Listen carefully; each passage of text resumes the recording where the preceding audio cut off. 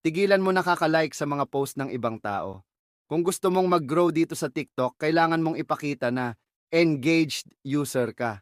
Imbis na makita mo lang yung video sa For You page mo tapos auto-like agad, eto ang gawin mo. Engage from bottom up. Ngayon, napapansin ni TikTok na yung mga mabilisang like, parang bot behavior na yan. So kung nagla-like ka nang di mo pa tapos panoorin yung video, nagiging suspicious si TikTok. Instead, eto ang gawin mo. Una, tapusin mo muna panoorin yung buong video.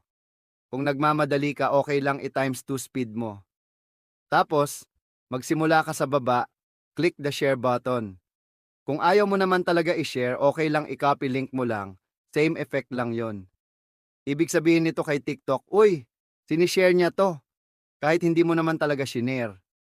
Next, isave mo yung video, mag-leave ka ng comment, pero wag yung haha lang or emoji. Spammy yun kay TikTok. Mag-comment ka ng tanong or something na pwedeng maging start ng convo, then tsaka mo lang i-like.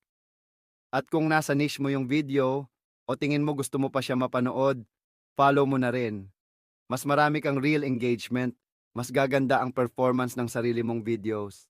Try mo sa video na to or sa next na lalabas sa FYP mo, tingnan mo kung gagana sa'yo.